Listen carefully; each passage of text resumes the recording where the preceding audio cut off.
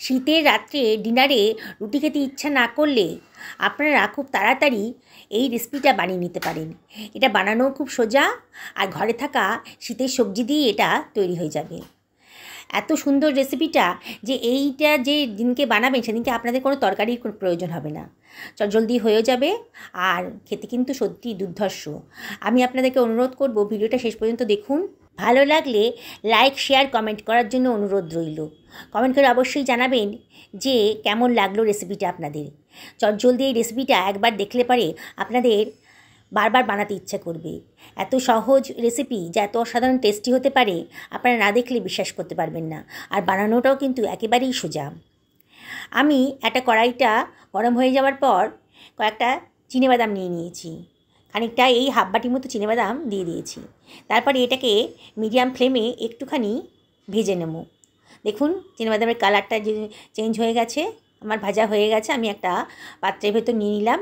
একটু চাপ দিতেই কিন্তু খোসাগুলো আলগা হয়ে যাচ্ছে। সমস্ত খোসাগুলোকে আমি ছাড়িয়ে নিচ্ছি চিনেবাদামের। দেখুন এবার একটা ভারী কিছু দিয়ে চিনেবাদামটিকে একটুখানি প্রেস করে ভেঙে নিচ্ছি। পুরো মিক্সার গ্রাইন্ডারে দিয়ে মিহি করে করব না, এরকম গোটা গোটা দানা দানা থাকবে, এটাই খেতে ভালো লাগবে। এবার কড়াইতে দিয়ে দিলাম 2 টেবিল চামচ মতো সাদা তেল। তেলটা গরম হয়ে গেছে, এবার দিয়ে দিলাম এর মধ্যে হাফ টি চামচ মতো গোটা জিরে। জিরেটা একটুখানি গরম হয়ে যাওয়ার পর দেখুন ভাজা ভাজা হয়ে গেছে। এবার দিয়ে দিলাম দুখানা পেঁয়াজকে কুচি করে রেখেছিলাম, দিয়ে দিলাম, দিয়ে একটু নাড়াচাড়া করছি। পেঁয়াজের কালারটা একটু চেঞ্জ হয়ে গেছে, মানে কাঁচা ভাবটা চলে গেছে যখন, তার মধ্যে দিয়ে দিলাম একটা বড় সাইজের বিটকে কুচি করে দিয়ে দিলাম। এবার দিয়ে দিলাম একটা বড় সাইজের গাজর কুচি। তারা দিয়ে দিলাম দুখানা আলুকে কেটে রেখেছিলাম, বড় সাইজের দুখানা আলু কেটে রেখেছিলাম, সেটাকেও দিয়ে দিলাম। দিয়ে সব কিছু ভালো করে মিশিয়ে নিচ্ছি। গ্যাসের ফ্লেমটাকে হাইতেই রেখেছি। এবার দিয়ে দিলাম 1 টেবিল চামচ মতো হলুদের গুঁড়ো, 1 টেবিল চামচ মতো জিরের গুঁড়ো, আর 1 টেবিল চামচ মতো ধনের গুঁড়ো, আর দিয়ে দিচ্ছি 1 টেবিল চামচ মতো লঙ্কার গুঁড়ো। লঙ্কাটা আপনারা নিজেদের পছন্দ অনুযায়ী দেবেন, যেমন ঝাল পছন্দ করেন। এবার দিয়ে দিলাম 1 টেবিল চামচ মতো লবণ। এবার দিয়ে দিলাম একটা টমেটোকে কুচো করে রেখেছিলাম, দিয়ে দিলাম। এবারও সব কিছু ভালো করে মিশিয়ে নিচ্ছি, অনবরত নাড়তে হবে। এবার অনবরত নাড়ছি, দেখুন সবজির কালারটা কিন্তু একটু চেঞ্জ হয়ে গেছে। এবারে আমি এটাকে ঢাকা দিয়ে দিচ্ছি মিনিট 15 জন্য, মিডিয়াম টু হাই ফ্লেমে। আমি কোনো জল দেবো না, পেঁয়াজের গা থেকে যে জল বেরোবে তাতেই সবজিটা সেদ্ধ হয়ে যাবে। 15 মিনিট হয়ে গেছে, দেখুন আমার কিন্তু সবজিটা অনেকটাই নরম হয়ে গেছে। দেখেই মনে হচ্ছে সবজিটা অনেকটাই নরম হয়ে গেছে। এবারে আমি একটা স্ম্যাশার দিয়ে এটাকে একটু স্ম্যাশ করে নিচ্ছি। দেখুন খুব বেশি মিহি করব না, একটু গোটা গোটা মতন করে একটু স্ম্যাশ করে নিচ্ছি, তাহলে কিন্তু সবজিটা খেতে খুব ভালো লাগবে। দেখুন কিরম করে আমি স্ম্যাশ করে নিলাম। এইবারে আমি এর ভেতর দিয়ে দিচ্ছি 1 টেবিল চামচ মতো গুড়, পাউডার গুড়।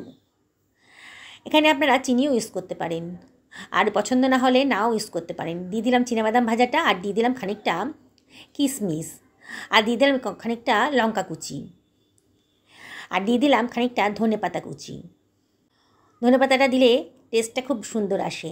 এবার দিয়ে দিলাম 1 টি চামচ মতো গরম মশলার গুঁড়ো। গরম মশলাটা দিলেও টেস্টটা খুব সুন্দর আসবে। আমি সব কিছু ভালো করে মিশিয়ে নিচ্ছি। দেখুন বন্ধুরা, এখন ফ্লেমটাকে মিডিয়াম টু লোতে রেখেছি, দেখে সব কিছু ভালো করে মিশিয়ে নিচ্ছি। একেবারে শুকনো শুকনো হয়ে গেছে আমার সবজিগুলো, খুব ভালো করে মিশিয়ে নিতে হবে। এটা রান্না করা খুবই সোজা। এই তরকারিটাও শুধু রুটির সাথে খাওয়া যায়, কিন্তু আজকে আমার রুটি খেতে মন চাইছে না, তাই অন্যরকম করে কিছু রান্না করব। এবার আমি সবজিটাকে একটা থালার মধ্যে রেখে দিলাম ঠান্ডা হওয়ার জন্যে। ঠান্ডা হওয়ার জন্য রেখে দিয়েছি। এবারে একটা বোলের ভেতর আমি নিয়ে নিলাম 1 বাটি মতো ময়দা, আর নিয়ে নিলাম 1/4 বাটি মতন কর্নফ্লাওয়ার, মানে 4 টেবিল চামচ মতো হবে। এবার দিয়ে দিলাম 1 টেবিল চামচ মতো গুঁড়ো দুধ। গুঁড়ো দুধ দিলে পরে রান্নার টেস্টটা কিন্তু খুব ভালো আসে। এবার দিয়ে দিলাম 1 টেবিল চামচ মতো লবণ, দিয়ে সব কিছু ভালো করে মিশিয়ে নিচ্ছি। আপনাদের কাছে যদি গুঁড়ো দুধ না থাকে তাহলে না দিলেও চলবে। এবার আমি জল দিয়ে একদম নর্মাল ওয়াটার, না গরম না ঠান্ডা, একেবারে রুম টেম্পারেচারের জল দিয়েই আমি এটাকে একটা ব্যাটার করে বানিয়ে নিচ্ছি। অনবরত নাড়তে হবে যাতে কত লাম্পস না থাকে। দেখুন আমার ব্যাটারটা কত স্মুথ তৈরি হয়ে গেছে। অনবরত নাড়ছি, এরকম ঘনত্বটা আসবে। দেখুন কিরকম ঘনত্বটা এসছে। এবার একটা ফ্রাই প্যান গরম করে নিয়েছি। এবার সামান্য একটু অয়েল আমি ব্রাশ করে নেব। এইবারে যে ব্যাটারটা আমি বানিয়েছিলাম তার থেকে আমি 1.5 হাতা মতো, ছোটো হাতা 1.5 হাতা মতো ওই ফ্রাই প্যানের ভেতর দিয়ে দিচ্ছি। দিয়ে দেখুন ফ্রাই প্যানটাকে কেরম নাড়াচাড়া করে গোলা রুটিটাকে আমি গোল করে আরও পাতলা করে বানিয়ে নিচ্ছি। দেখুন এইভাবে আমাকে রুটিটা বানিয়ে নিতে হবে। আমার রুটিটা হয়ে গেছে, 1-1.5 মিনিটের মধ্যে কিন্তু উপরটা শুকিয়ে গেছে, আমার কিন্তু তৈরি হয়ে গেছে। এটা সরিয়ে রাখলাম। এবারও 1.5 হাতা মতন ব্যাটার আমি দিয়ে দিচ্ছি ফ্রাই প্যানের ভেতর। দেখুন আবারও ফ্রাই প্যানটা একটু ঘুরিয়ে ঘুরিয়ে গোল মতন করে রুটিটা বানিয়ে নিতে হবে। দেখুন বানানোটা কত সোজা। এতে একেবারে পাতলা ট্রান্সপারেন্ট একদম রুটি তৈরি হয়ে যাবে। দেখুন আমার উপরটা শুকিয়ে গেছে, ফ্রাই প্যান থেকেও কিন্তু বেরিয়ে আসছে, একটুও লেগে যায়নি। আমি সুন্দর গোল হয়ে পাতলা ট্রান্সপারেন্টের মতন বেরিয়ে আসছে। এইভাবে আমি সমস্ত রুটিগুলোকে ভেজে নেব, পাতলা পাতলা করে সমস্ত রুটিগুলো ভেজে নেব। আমার সমস্ত রুটিগুলো ভাজা হয়ে গেছে। দেখুন কত পাতলা হয়েছে আর নরম পাতলা তৈরি হয়েছে। এবার আমি যে তরকারির পুরটা বানিয়েছিলাম সেই তরকারির পুরটা দিয়ে দিলাম। দিয়ে দেখুন ভিডিওতে কেমন দেখাচ্ছি, আমি একটা ফোল্ড করে দিলাম। দিয়ে এইবারে আমি 2 টেবিল চামচ মতো ময়দা জলে গুলে একটা পাতলা ব্যাটার তৈরি করে রেখেছিলাম। তারপরে দেখুন কেমন রুটির গায়ে লাগিয়ে দিচ্ছি, সাইডগুলো দিয়ে লাগিয়ে দিচ্ছি। ভিডিওতে দেখুন আপনারা, তাহলে দেখলে বুঝতে পারবেন। আবার সাইডটা ফোল্ড করে দিলাম, এই সাইডটাকেও ফোল্ড করে দিলাম। দিয়ে এবার আবারও খানিকটা ব্যাটার সাইডে রুটির গায়ে লাগিয়ে দিচ্ছি। দেখুন এবার আমি আবার সামনের দিক থেকে ধরে ফোল্ড করে দিচ্ছি। দেখুন কীরকম আমার স্প্রিং রোলটা তৈরি হয়ে গেল। এইভাবে তৈরি করলে কিন্তু ভেতরের পুর কখনোই বাইরে আসবে না। একদিন আমার পদ্ধতিতে বানান, যে এই পদ্ধতিতে দেখবে তারাই কিন্তু খুব সহজেই এই রেসিপিটা তৈরি করে ফেলতে পারবেন। এত সোজা বানানো। দেখুন আমি কীভাবে বানাচ্ছি, সাইডগুলো মুড়ে দিচ্ছি আর একটুখানি ময়দার ব্যাটারটা লাগিয়ে দেব, দিয়ে গোল করে ঘুরিয়ে রোলটা বানিয়ে নেব। এইভাবে কিন্তু আমি সমস্ত রোলগুলো বানিয়ে নিচ্ছি। আমি এখানে শীতে যে সবজি দিচ্ছি, আপনাদের বাড়িতে যা যা সবজি থাকবে দিতে পারেন, আলুর দিয়েও করতে পারেন। এটা কিন্তু খুবই মুখরোচক। সকালে টিফিনে, দুপুরের টিফিনে, লাঞ্চ বক্সে এবং রাত্রির ডিনারেও কিন্তু এটা তৈরি করতে পারেন। খুবই সোজা বানানোটা। এবার ফ্রাই প্যানের ভেতর আমি 5 টেবিল চামচ মতো সাদা তেল দিয়ে দিয়েছি। খুব বেশি তেল দেব না, আমি এটা ডিপ ফ্রাই করছি না, আমি এটা শ্যালো ফ্রাই করব। আমি 2টো দিয়েছি, আর আপনারা ইচ্ছা করলে এটাকে ডিপ ফ্রাই করতে পারেন। আমি চামচ দিয়ে অল্প অল্প তেল এই রোলের ওপর দিয়ে দিচ্ছি। আপনারা যদি মনে করেন এটি ডিপ ফ্রাই করবেন তাহলেও কিন্তু খুব সুন্দর খেতে লাগবে।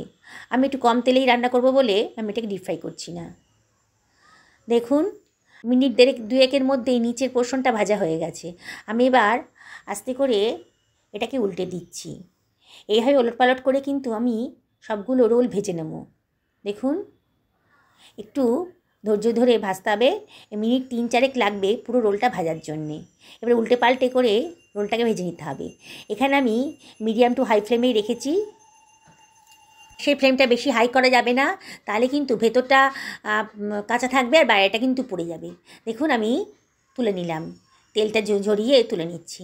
আমি আবারও ফ্রাই প্যানের ভেতর কতগুলো রোল দিয়ে দিচ্ছি। আবার রোলগুলোকে একটু উল্টে পাল্টে করে ভেজে নেব। প্রথমবার যতটা টাইম লেগেছে পরের বার কিন্তু অতটা টাইম লাগবে না। তেলটাও গরম আছে, ফ্রাই প্যানটাও গরম হয়ে গেছে। দেখুন আমার কিন্তু এই 3টে রোলও ভাজা হয়ে গেছে। আমি এগুলোকেও আবার চাকনি দিয়ে তুলে নিচ্ছি, তেল ঝরিয়ে ছড়িয়ে রাখছি। এবার আমি সার্ভ করে দিচ্ছি। বন্ধুরা রেসিপিটা যদি ভালো লাগে তাহলে আপনারা লাইক করবেন, কমেন্ট করবেন, শেয়ার করবেন। আপনারা একটা লাইক, শেয়ার, কমেন্ট আমার কাছে এই চলার পথের অমূল্য সম্পদ। আপনারা যদি এই রেসিপিটা ফেসবুক থেকে দেখেন তাহলে পেজটাকে ফলো করার জন্য অনুরোধ করব। আর ইউটিউব থেকে দেখলে পরে সাবস্ক্রাইব করবেন। আজকে এই পর্যন্তই থাকতে হবে।